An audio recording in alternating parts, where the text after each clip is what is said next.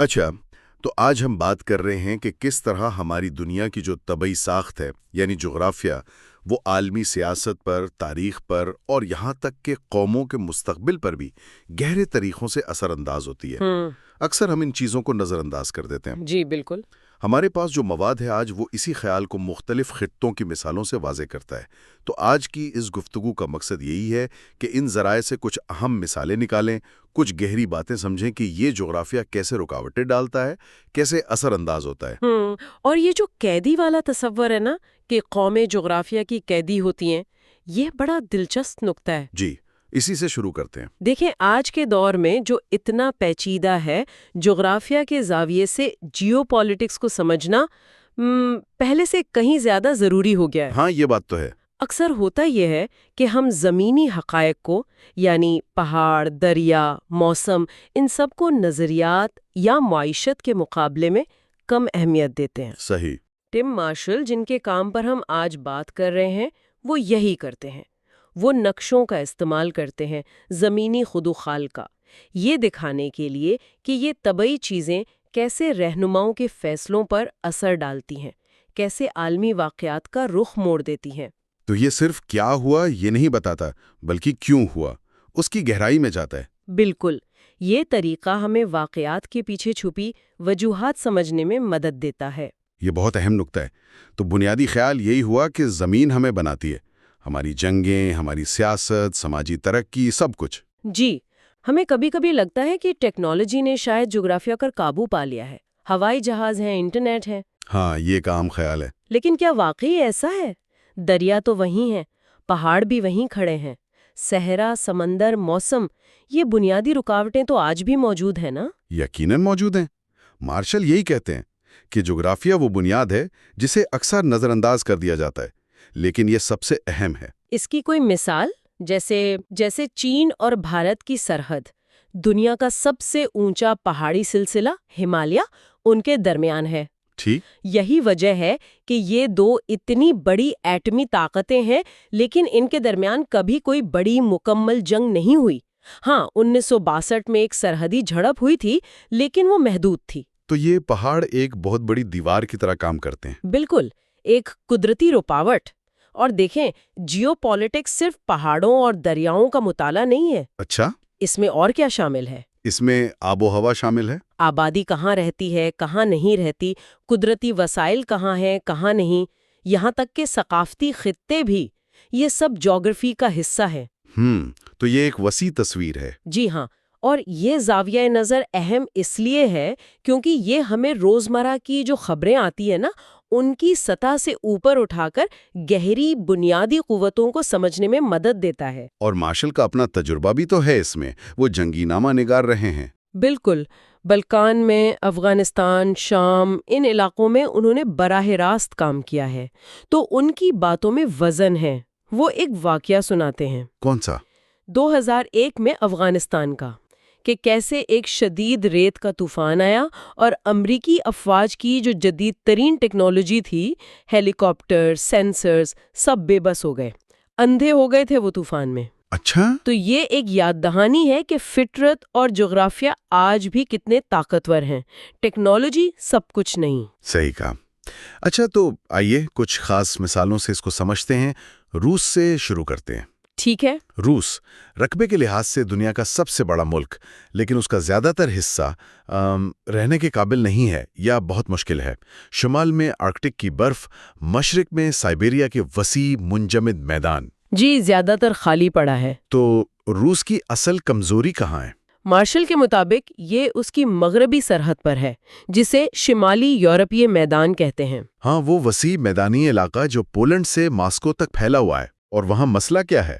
کوئی قدرتی رکاوٹ نہیں ہے، نہ کوئی بڑے پہاڑ، نہ کوئی بڑا دریا جو دفاع میں مدد دے۔ بالکل، اور تاریخ دیکھیں تو پولینڈ، سویڈن، نیپولین کا فرانس، پھر ہٹلر کا جرمنی، سب اسی راستے سے آئے تھے۔ تو یہ ایک مستقل خطرہ رہا ہے روس کے لیے۔ اور اسی تاریخی تجربے نے اور اس جغرافیائی حقیقت نے روسی قیادت میں ہمیشہ ایک گہری، آپ کہہ لیں نفسیاتی غیر محفوظیت پیدا کی ہے، چاہے وہ زار ہوں، کمیونسٹ ہوں یا آج کے پیوٹن۔ اسی لیے وہ بفر زون چاہتے ہیں اپنے ارد گرد۔ بالکل، حفاظتی علاقے قائم کرنے کی کوشش، یوکرین، جارجیا، مالڈووا، بالٹک ریاستیں، ان پر جو آج دباؤ ہے وہ اسی سوچ کا تسلسل ہے۔ یہ کوئی نئی بات نہیں ہے۔ اور دوسری اہم چیز، وہ گرم پانی کی بندرگاہیں؟ جی ہاں، یہ بہت اہم ہے۔ روس کا زیادہ تر ساحل سمندر سال کے بیشتر حصے میں برف سے ڈھکا رہتا ہے، تو گرم پانی تک رسائی، جہاں سال بھر جہاز آ جا سکیں، ان کے لیے حیاتی اہمیت رکھتی ہے۔ جیسے کرائمیا میں سیواستوپول؟ بالکل، بیرا اسود میں سیواستوپول کی بندرگاہ ان کے بحری بیڑے کے لیے انتہائی اہم ہے۔ اسی لیے 2014 میں کرائمیا کا الحاق ان کے لیے اتنا اہم تھا۔ یہ صرف فوجی حکمت عملی نہیں، یہ صدیوں پرانی جغرافیائی ضرورت ہے۔ لیکن روس اتنا بڑا ہے تو کیا اس کی طاقت لامحدود ہے؟ نہیں، ایسا نہیں ہے۔ اس کے ہجوم کے باوجود اس کی طاقت محدود بھی ہے۔ ایک تو سائبیریا کو ترقی دینا، وہاں انفراسٹرکچر بنانا، یہ بہت بڑا چیلنج ہے۔ پھر آبادی رقبے کے مقابلے میں بہت کم ہے۔ اور سمندر تک رسائی کا مسئلہ بھی آپ نے بتایا۔ جی، بالٹک سمندر سے نکلنے کے لیے انہیں ڈنمارک کے پاس ایسکیگیرک آبنائے سے گزرنا پڑتا ہے، اور بحر منجمد شمالی سے بحر اوقیانوس تک پہنچنے کے لیے GIUK گیپ سے، یعنی گرین لینڈ، آئس لینڈ اور برطانیہ کے درمیان کا سمندری راستہ۔ تو یہ جگہیں ان کی بحری نقل و حرکت کو کنٹرول کر سکتی ہیں؟ بالکل، یہ ان کی بحری طاقت کو محدود کرتی ہیں۔ ہاں، آج کل ان کا ایک بڑا ہتھیار توانائی بن گیا ہے، گیس اور تیل۔ ٹھیک ہے۔ اچھا، اب روس سے چین کی طرف چلتے ہیں۔ وہ بھی ایک بہت بڑا ملک ہے۔ کی تاریخی حکمت عملی یہ رہی ہے کہ اس مرکزی علاقے کو محفوظ بنانے کے لیے اپنی سرحدوں کو قدرتی رکاوٹوں تک پھیلایا جائے۔ یعنی دفاع کے لیے حملہ؟ ایک طرح سے شمال میں گوبی صحرا تک، جنوب مغرب میں ہمالیہ تک، مشرق اور جنوب میں سمندر تک، ان قدرتی دیواروں تک پہنچنا ان کا مقصد رہا ہے۔ اور جب چین نے دنیا کے لیے دروازے کھولے تو کیا ہوا؟ تو ایک دلچسپ تضاد سامنے آیا۔ جو ساحلی علاقے تھے، شنگھائی، گوانگزو وغیرہ، وہ تو بے پناہ ترقی کر گئے کیونکہ سمندری تجارت آسان تھی، لیکن اندرونی علاقے مغرب کی طرف وہ پیچھے رہ گئے۔ یہ عدم توازن آج بھی ہے؟ جی ہاں، یہ آج بھی ایک بڑا چیلنج ہے، اور چین کی تاریخ میں جو انہیں بیرونی طاقتوں سے شکست ہوئیں، منگول، پھر مغربی سامراجی طاقتیں، پھر جاپان۔ جی، صدی کی ذلت جسے وہ کہتے ہیں۔ بالکل، اس نے ان میں اتحاد اور قومی سلامتی کی ایک شدید خواہش پیدا کی ہے۔ وہ دوبارہ کمزور نہیں ہونا چاہتے۔ تو ان کے لیے بفر زونز کون سے ہیں؟ تبت اور سنکیانگ یہ بہت اہم ہیں۔ یہ صرف اسٹریٹجک گہرائی نہیں دیتے، بلکہ یہاں وسائل بھی ہیں اور قدیم شاہراہ ریشم جیسے تجارتی راستے بھی گزرتے ہیں۔ اور شاید عدم استحکام کو روکنے کے لیے بھی؟ یقیناً، چین نہیں چاہتا کہ اس کی سرحدوں کے اندر کوئی علیحدگی پسندی کی تحریک چلے یا باہر سے کوئی عدم استحکام پیدا ہو۔ شاید اسی لیے وہ سیاسی نظام میں کسی بڑی تبدیلی سے گریزاں ہیں، انہیں انتشار کا خوف ہے۔ اور سمندر کی طرف کیا چیلنجز ہیں؟ سمندر کی طرف انہیں پہلی جزیرے کی زنجیر کا سامنا ہے۔ یہ جاپان، تائیوان، فلپائن، ان جزائر کا ایک سلسلہ ہے جو چین کے ساحل کے قریب ہیں۔ یہ ان کے لیے رکاوٹ ہے؟ جی، یہ بحر الکاہل میں ان کی بحری طاقت کے پھیلاؤ کو محدود کرتی ہے۔ یہ ایک بڑا سوال ہے کہ چین ایک حقیقی عالمی بحری طاقت کیسے بنے گا؟ تو وہ کیا کر رہے ہیں اس کے لیے؟ ایک تو وہ آبنائے ملاقہ کر اپنا انحصار کم کرنا چاہتے ہیں، کیونکہ وہ ایک تنگ بحری راستہ ہے۔ دوسرا، بیلٹ اینڈ روڈ انیشیٹو کے ذریعے وہ متبادل زمینی راستے اور دوسرے ممالک میں بندرگاہیں بنا رہی ہیں۔ اچھا، اب امریکہ کی طرف آتے ہیں۔ کہا جاتا ہے کہ امریکہ جغرافیائی طور پر بہت خوش قسمت ہے۔ ہاں، یہ بات کافی حد تک درست ہے۔ لوکیشن لوکیشن لوکیشن والی بات ہے ان کے ساتھ۔ کیسے؟ کیا فائدے ہیں؟ دیکھیں، قدرتی تحفظ بہت ہے۔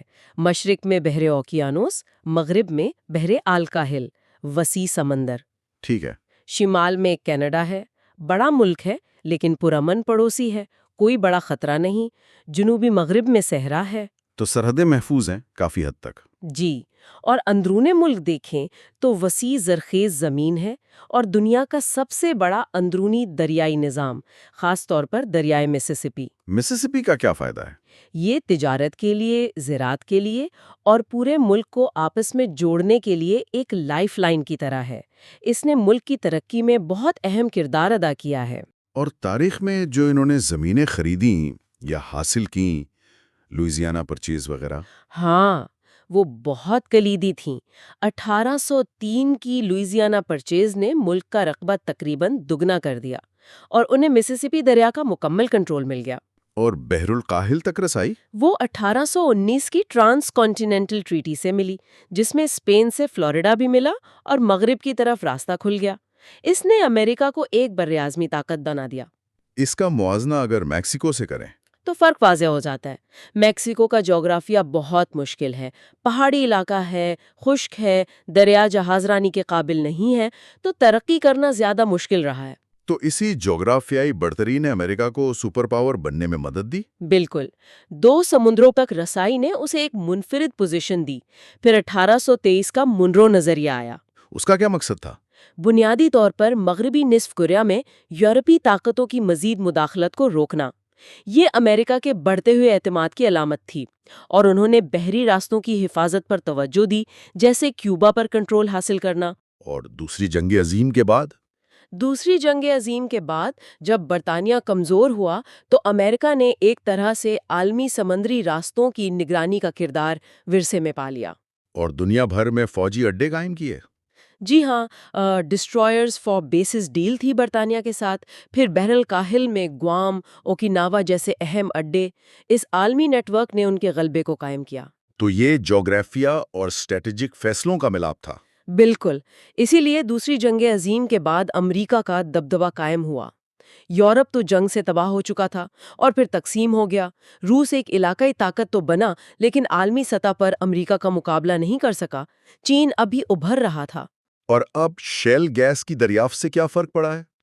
اس سے امریکہ توانائی میں کافی حد تک خود کفیل ہو گیا ہے۔ تو اب ممکنہ طور پر مشرقی وسطی پر اس کا انحصار اور توجہ کم ہو سکتی ہے۔ یہ ایک بڑی اسٹریٹجک تبدیلی ہے۔ ٹھیک ہے، اب یورپ کی طرف چلتے ہیں، جسے جدید دنیا کی جائے پیدائش کہا جاتا ہے۔ جی، یورپ کو بھی کئی جغرافیائی فائدے حاصل تھے۔ کیا کیا؟ قابل جہاز رانی دریا بہت تھے، ڈینیوب، رائن، یہ تجارت کے لیے بہت اہم تھے۔ پھر شمالی یورپی میدان جیسے وسیع زرخیز علاقے تھے، جہاں زراعت اور شہروں کی ترقی آسان تھی۔ لیکن اسی جغرافیہ نے یورپ کو تقسیم بھی کیا؟ ہاں، یہ بھی ایک حقیقت ہے۔ تمام بڑے دریا آپس میں نہیں ملتے۔ پھر پیرینیز جیسے پہاڑی سلسلے ہیں فرانس اور اسپین کے درمیان، آلپس ہیں وسطی یورپ میں۔ ان پہاڑوں نے الگ الگ قوموں اور ثقافتوں کی تشکیل میں مدد دی۔ تو اتحاد بھی مشکل رہا۔ جی، اور یورپ میں ایک اور تقسیم بھی نظر آتی ہے، شمال اور جنوب کی۔ معاشی تقسیم؟ ہاں، اکثر معاشی۔ شمالی یورپ جہاں میدانی علاقے زیادہ تھے، دریا بہتر تھے، وہاں صنعت کاری پہلے ہوئی، تجارت زیادہ پھیلی۔ جبکہ جنوب میں؟ جنوبی یورپ جیسے اسپین، جہاں بیچ میں میسیٹا سینٹرل نامی سطح مرتفع ہے، یا یونان جو زیادہ تر پہاڑی ہے، وہاں ترقی کی رفتار سست رہی، وہ سمندر پر زیادہ انحصار کرتے رہے۔ اور شمالی یورپی میدان تو جنگوں کا مرکز بھی رہا۔ بالکل، خاص طور پر فرانس اور جرمنی کے درمیان صدیوں تک یہاں لڑائیاں ہوتی رہیں۔ تو یورپی یونین اور نیٹو کا مقصد اسی کو روکنا تھا، خاص طور پر جرمنی کے حوالے سے؟ ہاں، ایک بڑا مقصد جرمن سوال کا حل تلاش کرنا تھا۔ یعنی جرمنی جو یورپ کی سب سے بڑی معیشت اور آبادی والا ملک ہے، اسے بڑے یورپی اور مغربی ڈھانچوں میں اس طرح ضم کیا جائے کہ وہ دوبارہ خطرہ نہ بنے۔ لیکن کیا یہ پرانی تقسیمیں ختم ہو گئی ہیں؟ نہیں، مکمل طور پر نہیں۔ دلچسپ بات یہ ہے کہ حالیہ بحران جیسے یورو زون کا مالی بحران جب آیا تو وہی پرانی شمال بمقابلہ جنوب کی تقسیم پھر سے نمایاں ہو گئی۔ تو اگر یورپی یونین یا نیٹو کمزور ہوتے ہیں تو یہ ممکن ہے کہ پرانا جیو پولیٹیکل مقابلہ جو قوموں کے درمیان تھا وہ کسی نہ کسی شکل میں واپس آ جائے۔ اور برطانیہ، اس کا جزیرہ ہونا؟ یہ برطانیہ کو ہمیشہ سے ایک خاص اسٹریٹجک فائدہ دیتا رہا ہے۔ سمندر ایک قدرتی دفاعی لائن ہے، اس نے اسے یورپی براعظم کے جھگڑوں سے کسی حد تک الگ تھلگ بھی رکھا۔ ٹھیک ہے، اب افریقہ کا رخ کرتے ہیں۔ یہ ایک بڑا تضاد ہے نا، انسانیت کا گہوارہ لیکن ترقی میں پیچھے رہ گیا۔ جی ہاں، افریقہ کا معاملہ بہت پیچیدہ ہے اور اس کی کئی وجوہات جغرافیائی ہیں۔ مثلاً؟ ایک تو قدرتی بندرگاہیں بہت کم ہیں۔ ساحلی پٹی سیدھی ہے اکثر. پھر دریا ہیں لیکن زیادہ تر جہاز رانی کے قابل نہیں ہیں. جیسے زیمبیزی. جی، دریائے زیمبیزی پر وکٹوریا فالز جیسی کئی بڑی آبشاریں ہیں، تو آپ دریا کے ذریعے اندرون ملک تک آسانی سے تجارت نہیں کر سکتے. پھر جغرافیائی تنہائی ہے، شمال میں وسیع صحارا ہے، باقی 3 طرف سمندر. اور موسم اور زمین کی ساخت؟ وہ بھی مشکل ہے، کہیں گھنے جنگلات ہیں، کہیں وسیع صحرا. پھر بیماریوں کا بوجھ بھی زیادہ رہا ہے، ملیریا وغیرہ. اور وہ نقشوں والی بات بھی اہم ہے کہ افریقہ اصل میں بہت بڑا ہے. ہاں، مرکٹر پروجیکشن والے نقشے جو ہم عام طور پر دیکھتے ہیں وہ قطبین کے قریب کے علاقوں کو بڑا کر کے دکھاتے ہیں اور خط استوا کے قریب کے علاقوں کو چھوٹا. تو افریقہ اصل میں جتنا بڑا ہے نقشے پر اتنا نظر نہیں آتا. کتنا بڑا ہے اصل میں؟ اتنا بڑا کہ اس میں امریکہ، چین، بھارت، مغربی یورپ اور جاپان سب سما سکتے ہیں. اچھا، یہ تو واقعی بہت بڑا ہے. اس جغرافیائی تنہائی کا اثر یہ ہوا کہ باہر کی دنیا سے جو خیالات تھے، ٹیکنالوجی تھی، ان کا تبادلہ سست رہا. اور زراعت کا کیا معاملہ تھا؟ افریقہ میں قدرتی طور پر پائے جانے والے قابل کاشت پودوں اور پالنے کے قابل جانوروں کی اقسام بھی دوسرے براعظموں جیسے یوریشیا کے مقابلے میں کم تھیں. اس نے بھی ترقی کو متاثر کیا. اور پھر نو آبادیات دور آ گیا. جی، اور اس نے مسائل کو اور بڑھا دیا. یورپی طاقتوں نے افریقہ کو آپس میں بانٹ لیا. نقشوں پر لکیریں کھینچ کر؟ بالکل، ایسی سیدھی لکیریں کھینچیں جنہوں نے اکثر نسلی گروہوں کو تقسیم کر دیا یا دشمن قبیلوں کو ایک ہی ملک میں اکٹھا کر دیا اور جغرافیائی حقیقتوں کو بالکل نظر انداز کر دیا. اس کی مثالیں آج بھی موجود ہیں؟ بہت سی ہیں، جیسے جمہوریہ کانگو DRC. اتنا وسیع ملک، وسائل سے مالا مال، لیکن دہائیوں سے عدم استحکام اور خانہ جنگی کا شکار ہے. اسے افریقہ کی عالمی جنگ بھی کہا جاتا رہا ہے کیونکہ کئی پڑوسی ممالک اس میں ملوث رہے ہیں. نائجیریا کا بھی ذکر ہوتا ہے. جی، نائجیریا میں شمال مسلم اکثریت نسبتاً غریب اور جنوب عیسائی اکثریت تیل کے ذخائر کی تقسیم ایک بڑا چیلنج ہے. بوکو حرام جیسی تنظیمیں اسی تقسیم سے فائدہ اٹھاتی ہیں. اور دریاؤں پر تنازعات، نیل کا ذکر آتا ہے. ہاں، دریائے نیل کے پانی پر مصر اور ایتھیوپیا کے درمیان تنازع چل رہا ہے. ایتھیوپیا نے گرینڈ رینیسانس ڈیم بنایا ہے جس پر مصر کو اعتراض ہے کہ اس سے ان کے حصے کا پانی کم ہو جائے گا. یہ براہ راست جغرافیہ اور وسائل کا جھگڑا ہے. اور اب چین کا کردار بڑھ رہا ہے افریقہ میں. جی، بہت تیزی سے. چین وہاں وسائل حاصل کر رہا ہے اور بدلے میں بڑے بڑے انفراسٹرکچر منصوبے بنا رہا ہے. سڑکیں، ریلویز، بندرگاہیں، کینیا، تنزانیہ، انگولا، کئی ممالک میں. اس سے افریقہ کی جیو پالیٹکس بدل رہی ہے. ٹھیک ہے، اب مشرق وسطیٰ کی طرف چلتے ہیں. یہ نام ہی بڑا دلچسپ ہے. کس کا وسط؟ کہاں کا مشرق؟ جی، یہ نام یورپی نقطہ نظر سے دیا گیا ہے. یہاں بھی مصنوعی سرحدوں کی تاریخ بہت اہم ہے، خاص طور پر سائکس پیکو معاہدہ، جس نے خلافت عثمانیہ کے عرب علاقوں کو بانٹ دیا تھا. بالکل. برطانیہ اور فرانس نے اپنے اپنے اثر و رسوخ کے علاقے بنا لیے اور جو سرحدیں بنائیں وہ اکثر قبائلی یا فرقہ وارانہ حقیقتوں کے مطابق نہیں تھیں. وہ ISI والی ویڈیو بھی اسی طرف اشارہ کر رہی تھی. جی، جب انہوں نے عراق اور شام کے درمیان ریت کی سرحد کو بلڈوزر سے مٹایا تو وہ علامتی طور پر کہہ رہے تھے کہ وہ نو آبادیاتی دور کی تقسیم کو ختم کر رہے ہیں. اس خطے کی اہم جغرافیائی خصوصیات کیا ہیں؟ وسیع عرب صحرا ہے، پھر دجلہ اور فرات کے دریاؤں کے درمیان کا زرخیز علاقہ ہے، میسوپوٹیمیا، پہاڑی سلسلے ہیں جیسے ایران میں، ساحلی میدان ہے اور سب سے بڑھ کر تیل اور گیس کے بے پناہ ذخائر. اور صحرا کی وجہ سے آبادی کناروں پر ہے. جی، زیادہ تر آبادی یا تو دریاؤں کے کنارے ہے یا ساحلی علاقوں میں یا پھر پہاڑی علاقوں میں جہاں پانی دستیاب ہے. بیچ کا حصہ زیادہ تر خالی ہے. تو یہاں بھی بنیادی مسئلہ وہی مصنوعی سرحدیں ہیں.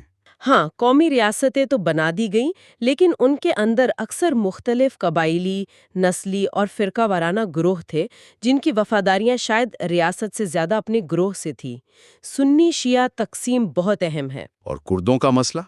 جی، کرد ایک بڑی قوم ہے جن کا اپنا کوئی ملک نہیں اور وہ ترکی، عراق، شام اور ایران میں تقسیم ہے. یہ بھی ایک مستقل تنازع کی جڑ ہے. عراق کی مثال اس میں اہم ہے؟ بالکل، عراق واضح طور پر سنی، شیعہ اور کرد علاقوں میں تقسیم نظر آتا ہے، اور یہ تقسیم کافی حد تک جغرافیائی بھی ہے۔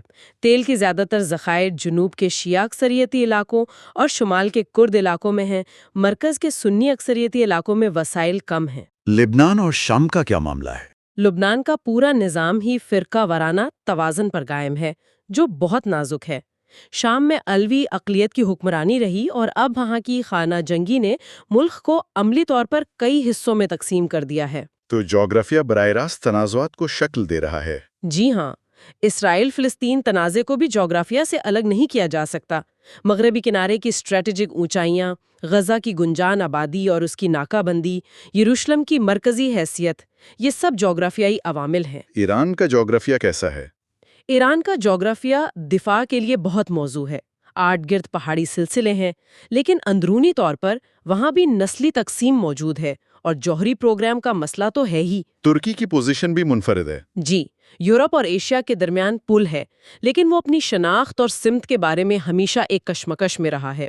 اتا ترک کا سیکولر ویژن مقابلہ اردوغان کا اسلام پسند جھکاؤ، یورپی یونین میں شمولیت کی خواہش مقابلہ مشرق وسطی کی جیو پالیٹکس۔ اور عرب بہار کیوں ناکام ہوئی؟ کیا اس میں بھی جغرافیہ کا کردار تھا؟ شاید بالواسطہ طور پر ان ممالک میں اکثر مضبوط متحد قومی شناخت اور ادارے نہیں بن پائے تھے، جس کی ایک وجہ شاید وہی مصنوعی سرحدیں اور اندرونی جغرافیائی و سماجی تقسیم تھی۔ تو جب آمرانہ نظام گرا تو اس خلا کو پر کرنے کے لیے کچھ نہیں تھا۔ ٹھیک ہے، اب ذرا اپنے پڑوس میں آتے ہیں، بھارت اور پاکستان، تقسیم سے پیدا ہونے والے ممالک۔ جی، آگ میں پیدا ہوئے۔ برصغیر کی تقسیم بذات خود جغرافیائی اور تاریخی عوامل کا نتیجہ تھی۔ بری صغیر کا جغرافیہ تو بہت متنوع ہے۔ بہت زیادہ۔ شمال میں پہاڑ، پھر وسیع میدانی علاقے، صحرا، سطح مرتفع، ساحلی علاقے، مختلف آب و ہوا، دریا، مذاہب۔ اس تنوع نے تاریخی طور پر کسی ایک مرکزی طاقت کے لیے پورے خطے پر مکمل کنٹرول قائم رکھنا ہمیشہ مشکل بنایا۔ اور تقسیم کی بنیاد کیا بنی؟ ایک بڑی بنیاد تو مذہب تھی، لیکن اس کی جڑیں بھی تاریخ اور جغرافیہ میں تھیں۔ وادی سندھ، موجودہ پاکستان کے علاقوں میں مسلم آبادی زیادہ تھی، جبکہ گنگا کے میدانوں، موجودہ شمالی بھارت میں ہندو اکثریت تھی۔ ثقافتی فرق بھی تھے۔ اور دشمنی بہت گہری ہے، وہ ہزار زخموں والی بات۔ ہاں، مارشل نے ایک پاکستانی فوجی افسر کا حوالہ دیا ہے جو بھارت کے خلاف ایسی حکمت عملی کی بات کرتا ہے جس سے اسے مسلسل تکلیف پہنچتی رہے۔ یہ اس گہری دشمنی کی عکاسی ہے۔ پاکستان کو کیا جغرافیائی چیلنجز درپیش ہیں بھارت کے مقابلے میں؟ کئی ہیں۔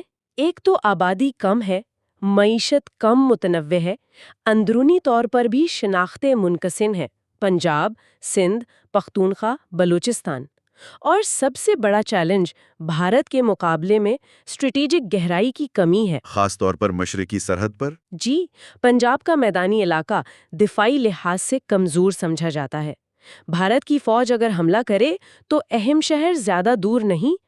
شاید اسی اسٹریٹجک گہرائی کی تلاش نے پاکستان کو افغانستان کے معاملات میں اتنا زیادہ ملوث رکھا ہے۔ افغانستان کو ایک طرح کا بیک یارڈ سمجھنا۔ ہاں، تاکہ مغرب سے کوئی خطرہ نہ ہو، اور بلوچستان کا کردار بھی بہت اہم ہے۔ کیوں؟ رقبے کے لحاظ سے سب سے بڑا صوبہ ہے، قدرتی وسائل ہیں، اور گوادر کی بندرگاہ وہاں ہے۔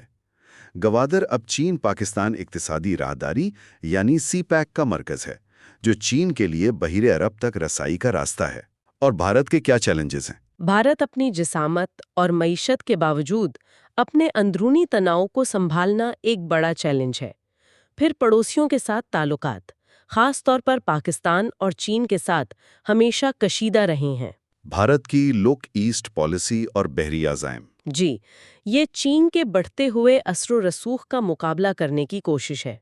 بھارت بحر ہند میں ایک بڑی طاقت بننا چاہتا ہے۔ امریکہ کے ساتھ اس کے تعلقات بھی اسی تناظر میں بڑھ رہے ہیں۔ اور کشمیر؟ کشمیر دونوں ممالک کے درمیان بنیادی تنازع ہے۔ یہ ایک پیچیدہ مسئلہ ہے جس کی جڑیں تاریخ، سیاست اور جغرافیہ تینوں میں ہیں، اور ایٹمی ہتھیاروں کی موجودگی اسے انتہائی خطرناک بنا دیتی ہے۔ ٹھیک ہے، اب کوریا اور جاپان کی طرف دیکھتے ہیں۔ کوریا کا مسئلہ بھی بڑا پیچیدہ ہے۔ امریکہ اور سوویت یونین نے اسے 38ویں متوازی لکیر پر تقسیم کر دیا۔ یہ ایک مکمل مصنوعی سرحد تھی. اور آج وہاں DMZ ہے. ڈی ملٹرائزڈ زون، جو شاید دنیا کی سب سے زیادہ ملٹرائزڈ سرحد ہے. شمال اور جنوب میں زمین آسمان کا فرق ہے. شمالی کوریا غریب، الگ تھلگ، ایک عجیب قسم کی خاندانی کمیونسٹ بادشاہت. جو ہوچے یعنی خود انحصاری کا نظریہ. جی، جبکہ جنوبی کوریا ایک خوشحال جمہوری ملک ہے اور امریکی اتحادی ہے. جنوبی کوریا کی جغرافیائی کمزوری کیا ہے؟ اس کا دارالحکومت سیول، وہ DMZ سے بہت قریب ہے، صرف چند درجن کلومیٹر. شمالی کوریا کی توپ خانے کی براہ راست زد میں ہے. یہ تو بہت خطرناک پوزیشن ہے. بالکل، اور شمالی کوریا کی بڑی روایتی فوج اور اب ایٹمی ہتھیار بھی، یہ ایک مستقل خطرہ ہے. تو یہ معاملہ حل کیوں نہیں ہوتا؟ یہ ایک جیو پولیٹیکل تعطل ہے. چین نہیں چاہتا کہ ایک متحدہ کوریا، خاص طور پر امریکی فوجی آڑوں کے ساتھ، اس کی سرحد پر آ جائے. امریکہ جنوبی کوریا کے دفاع سے پیچھے نہیں ہٹ سکتا. جاپان بھی صورتحال پر نظر رکھے ہوئے ہے. اور اگر کبھی اتحاد ہو بھی جائے تو اس کے معاشی اور سماجی چیلنجز بہت بڑے ہوں گے. شمالی کوریا کی معیشت کو اوپر لانا، لوگوں کو آپس میں ملانا، یہ آسان نہیں ہوگا. اب جاپان کو دیکھیں، اس کا جغرافیہ کیسا ہے؟ جاپان بالکل مختلف ہے. یہ ایک جزیرہ ملک ہے، پہاڑی ہے، قابل رہائش اور قابل کاشت زمین بہت محدود ہے. اور قدرتی وسائل؟ ان کی شدید کمی ہے. تیل، گیس، معدنیات زیادہ تر باہر سے منگوانا پڑتا ہے. اسی لیے اس کی توجہ ہمیشہ سمندر، تجارت اور ٹیکنالوجی پر رہی ہے. اور ماضی میں توسیع پسندی کی وجہ بھی یہی تھی؟ جی، وسائل کی کمی نے ہی انہیں چین اور روس سے جنگیں لڑنے اور دوسری جنگ عظیم میں شامل ہونے پر اکسایا تھا. وہ اپنی سلطنت بنانا چاہتے تھے. لیکن جنگ کے بعد پابندیاں لگی؟ ہاں، ان کی فوج محدود کر دی گئی. لیکن اب چین کے عروج کو دیکھتے ہوئے جاپان نے حال ہی میں اپنی دفاعی صلاحیتوں کو دوبارہ بڑھانا شروع کیا ہے. ان کے بھی علاقائی تنازعات ہیں؟ جی، چین کے ساتھ سینکاکو دیاویو جزائر پر اور روس کے ساتھ کوریل جزائر پر تنازع ہے. ٹھیک ہے، اب لاطینی امریکہ کی بات کرتے ہیں. کیا یہ اس بات کی مثال ہے کہ صرف علم اور ٹیکنالوجی کافی نہیں اگر جغرافیہ ساتھ نہ دے؟ ہاں، کافی حد تک. اگر آپ اس کا موازنہ شمالی امریکہ، خاص طور پر امریکہ کے جغرافیائی فوائد سے کریں تو فرق صاف نظر آتا ہے. لاطینی امریکہ میں کیا مسائل رہے ہیں؟ کئی تاریخی اور جغرافیائی مسائل ہیں. ایک تو زمین کی غیر مساوی تقسیم، طاقتور زمیندار طبقہ. دوسرے، معیشت کا زیادہ تر انحصار ساحلی علاقوں پر رہا، اندرونی علاقے نظر انداز ہوئے. اور رابطے؟ اندرونی رابطے بہت خراب رہے ہیں. براعظم کے اندر تجارت کرنا مشکل رہا ہے. بڑی جغرافیائی رکاوٹیں کیا ہیں؟ مغرب میں اینڈیز پہاڑوں کا طویل سلسلہ ہے، یہ ایک بہت بڑی رکاوٹ ہے. پھر ایمیزون بیسن ہے، دنیا کا سب سے بڑا برساتی جنگل، جو وسیع ہے، لیکن وہاں سڑکیں بنانا، ترقی کرنا بہت مشکل ہے. تو اچھے علاقے کون سے ہیں؟ صرف جنوبی کونے میں، یعنی ارجنٹینا، چلی، یوروگوے، وہاں معتدل آب و ہوا ہے اور زراعت کی اچھی صلاحیت ہے. ان رکاوٹوں کی کچھ مثالیں میکسیکو کو لیں. جی. وہاں صحرا بھی ہے، پہاڑ بھی ہیں، زرخیز زمین محدود ہے، اور شمال میں امریکہ کا اتنا بڑا سایہ ہے.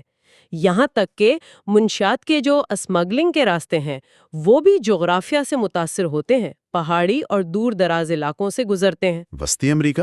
وہ ایک پتلی سی پٹی ہے. اس کا فائدہ اٹھا کر پاناما کینال بنائی گئی. اب چین وہاں نکاراگوا میں ایک متبادل نہر بنانے کا منصوبہ بنا رہا ہے، جس کے بڑے اسٹریٹجک اثرات ہوں گے. اور برازیل؟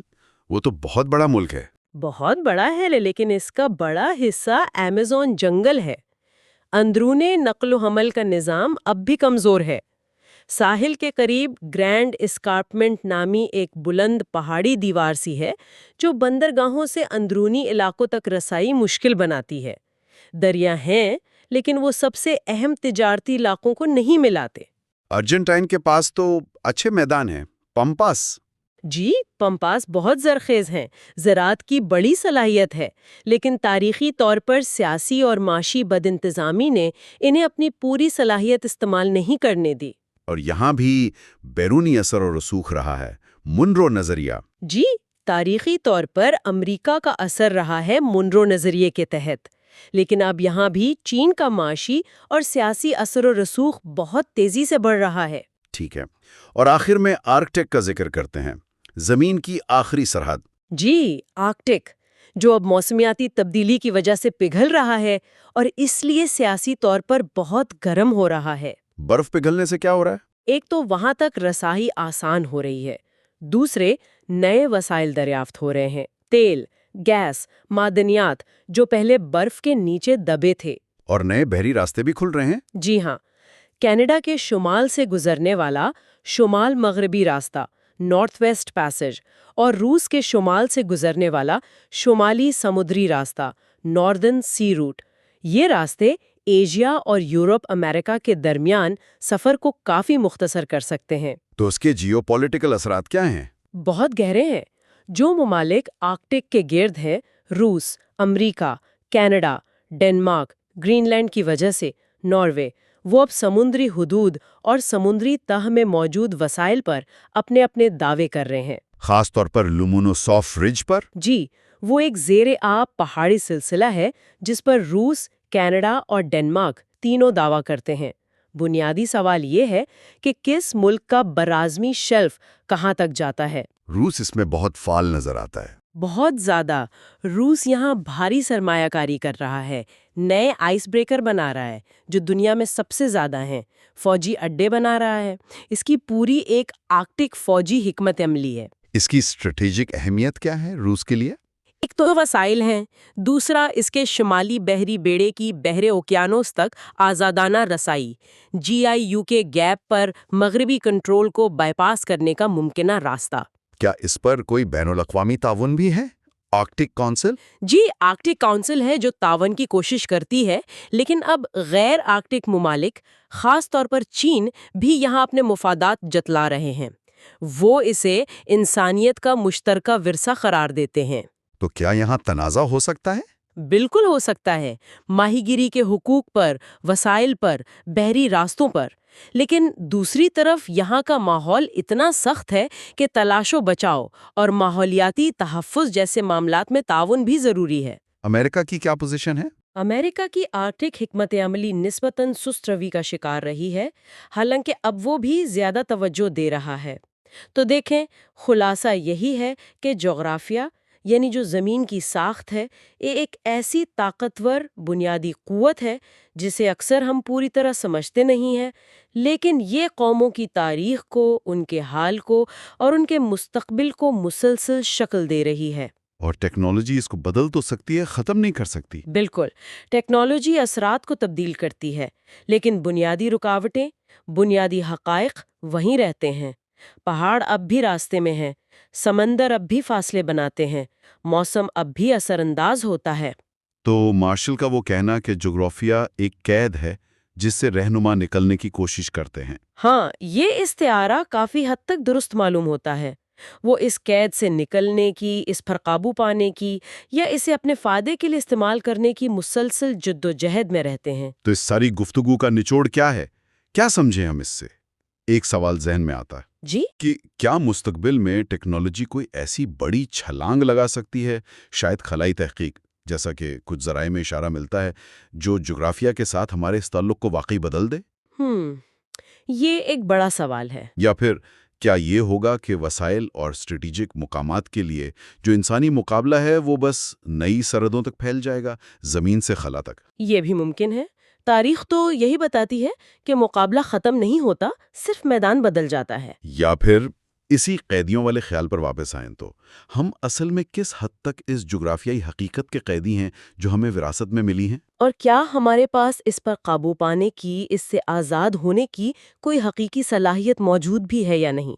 ہاں، یہ وہ سوالات ہیں جو شاید ہمیں سوچنے چاہیے اس گفتگو کے بعد۔